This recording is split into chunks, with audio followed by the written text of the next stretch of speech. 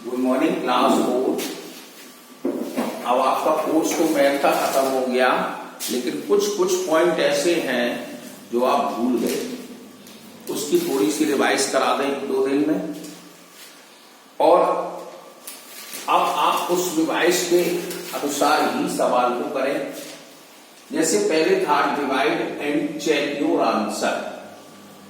ये आप लोग 3rd क्लास में तो पढ़ते नहीं थे, 4th क्लास में पढ़े हो, थोड़ा सा पढ़ा दिया था। तो अब हम जैसे 8 का डिवाइड देते हैं और जो हमारा आंसर आए उसको चेक करें, तो कैसे करेंगे? 8 की हम टेबल पढ़ते हैं, पहले 1 में नहीं पढ़ सकते क्योंकि 1 छोटा है।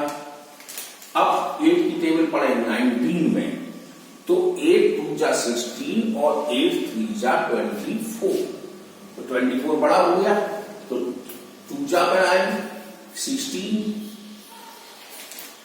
अब हमने माइनस किया, 3 आ गया, अब ये 2 आ गया। अब 8 की टेबल पढ़ते हैं, तो 8 4 जा 32 कट गया। अब ये 7 आया। अब यहां पर तुम लोग समस्या में फंस जाते हो, तो 8 की टेबल ऐसी पढ़ो जो 7 से ज्यादा ना जाए, तो 8 बन गया, 8 ज्यादा हो गया, तो हमको क्या करना पड़ेगा? 8 की टेबल 0 में पढ़ना पड़ेगी। तो 8 की टेबल जब हम 0 में पढ़ते हैं, तो 8 0 जा 0, यानी किसी भी नंबर की टेबल 0 में पढ़ोगे तो हमेशा 0 ही आता है। तो ये 7 से कम है 0, तो मैं लिख दिया 8 0 जा 0। अब माइनस किया 7 में से 0, तो 7 ही आया। अब ये 4 है, 4 आ गया, अब हमारे पास 74 हो गया, तो 8 9 जा 72, तो हमारे पास 2 बचा। अब हमने डिवाइड दे दिया पूरा। अब तुम लोग क्या करते हो? डेसिमल में बढ़ते चले जाते हो। ऐसा नहीं, जब यहां पर डिविडेंड खत्म हो जाते हैं तो आप उसको भूसे छोड़ सकते हैं।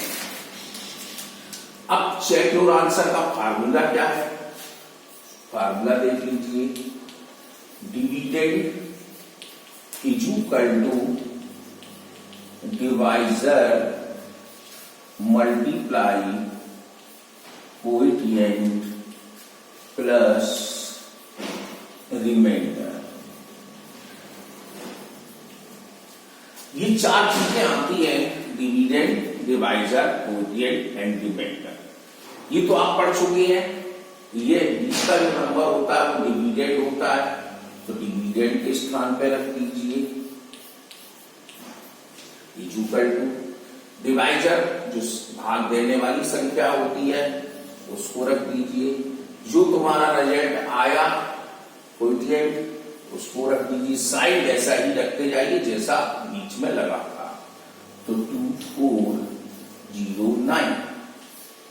अब प्लस आ गया रिमाइंडर, तो रिमाइंडर मीन्स जो शेषफल आता है, जैसे ये 2 आया तो 2 लिख देंगे। अब हम क्या करें? इन दोनों संख्याओं का डिवाइजर और कोएफिशिएंट का मल्टीप्लाई करें।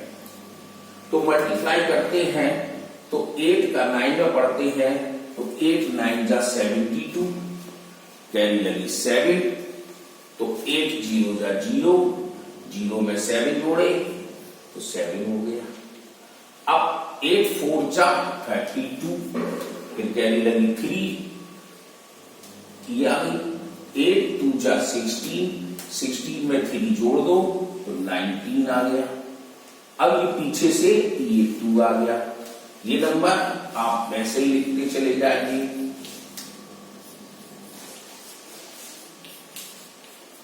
अब इसमें 2 प्लस कर दो, तो 2 में 2 जोड़े 4 7 2 9 1।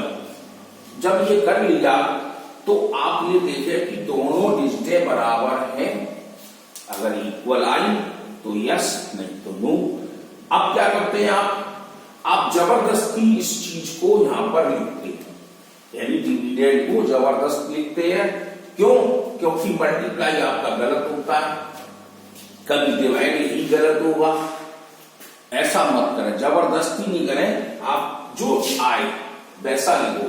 अगर ये दोनों सेम नहीं आती है रिजल्ट, तो आपका डिवाइड गलत है, उसको चेक कर सकते हैं। तो ये डिवाइड का चेक और आंसर था। अब ऐसी ही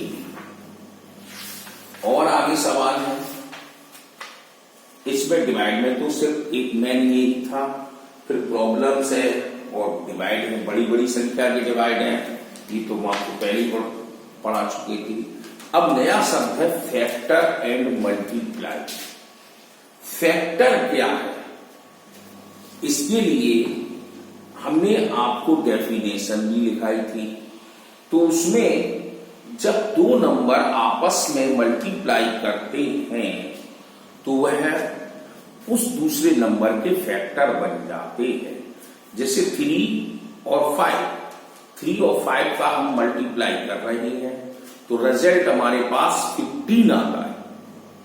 तो हम कह सकते हैं 15 के फैक्टर 3 और 5 है। तो ये हमारी डेफिनेशन में था, जब दो नंबर आपस में मल्टीप्लाई करें तो फैक्टर बना देते हैं। जैसे फैक्टर्स आर द नंबर और multiply to get another number. आ गया। अब आगे चलते हैं। तो ये दो मेथड से होते हैं फैक्टर, एक डिवीजन मेथड से, एक मल्टीप्लाई फॉर्म से। जैसे कि आपकी एक्सरसाइज नंबर 6A,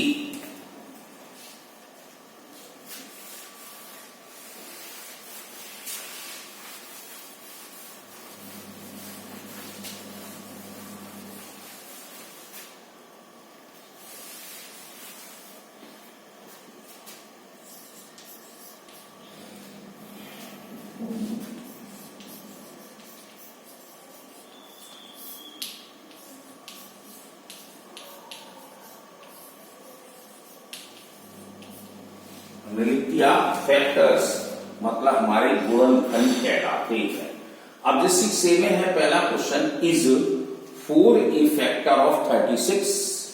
क्या जो 4 है वो 36 का फैक्टर है? तो मतलब हमने देखा 4 की टेबल में 36 आता है कि नहीं आता है। तो देखते हैं हम, 4 मल्टीप्लाई 9 इज इक्वल टू 36। तो हमारा 4 फैक्टर हो गया 36 का।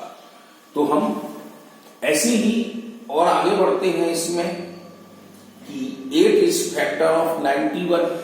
क्या 8 की टेबल में 91 आता है? तो हम टेबल पढ़ते हैं, 8 11 जा 88, 8 11 जा 88।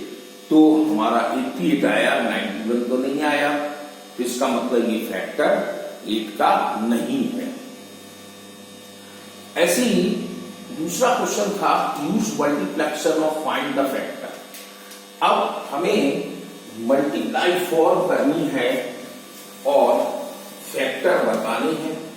तो कैसे करोगे? जैसे देखो 48 है, तो 48 का फैक्टर निकालना है मल्टीप्लाई फॉर्म में।